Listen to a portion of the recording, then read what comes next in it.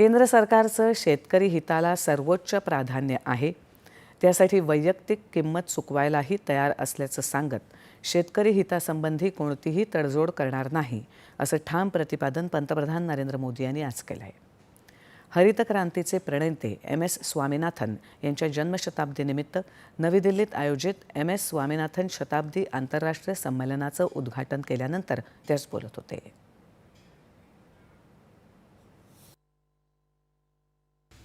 शेतकऱ्यांच्या हिताला आमचं सर्वोच्च प्राधान्य असून भारत आपले शेतकरी, पशुपालक आणि मत्स्योत्पादकांच्या हितासंबंधी कोणतीही तडजोड करणार नाही.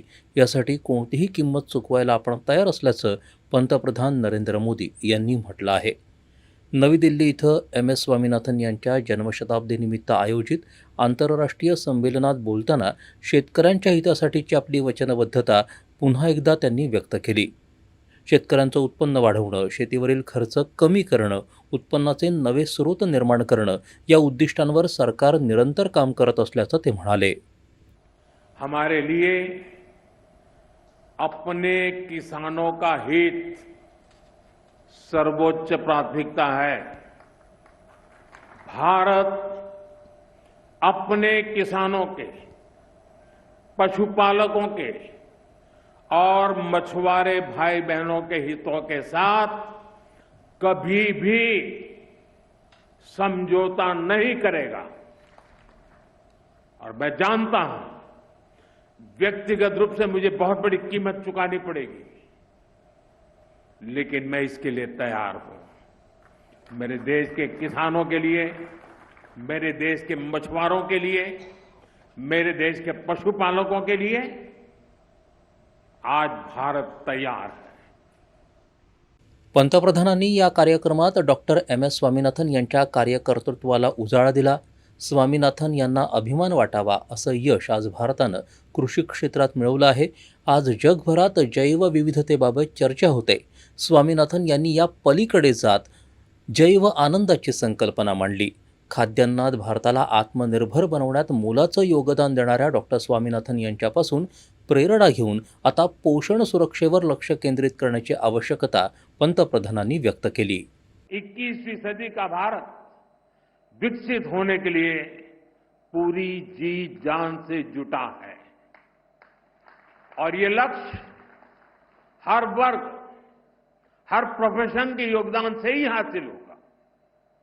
डॉक्टर स्वामीनाथन से प्रेरणा लेते हुए अब देश के वैज्ञानिकों के पास एक बार फिर इतिहास रचने का मौका है. पिछली पीढ़ी के वैज्ञानिकों ने फूड सिक्योरिटी सुनिश्चित की. अब न्यूट्रिशनल सिक्योरिटी पर फोकस करने की आवश्यकता है.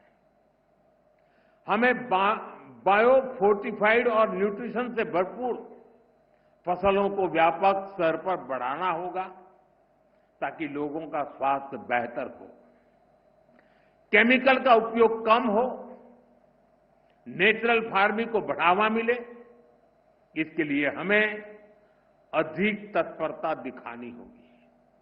पंतप्रधानांनी आपल्या भाषणात हवामान बदलाचं आव्हान, पीक वैविध्य, नवोन्मेष, पारंपरिक ज्ञानाचा उपयोग, विचार आदी मांडले.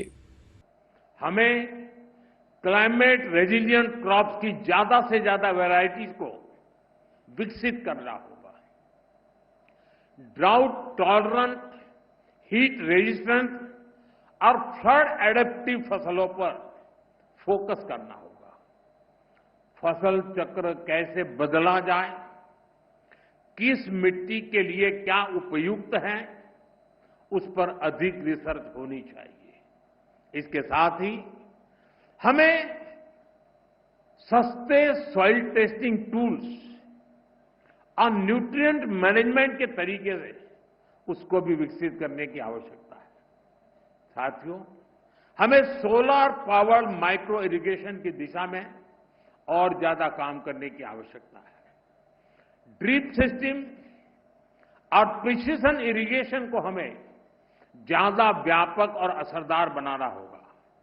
क्या हम सैटेलाइट डेटा, AI और मशीन लर्निंग को जोड़ सकते हैं?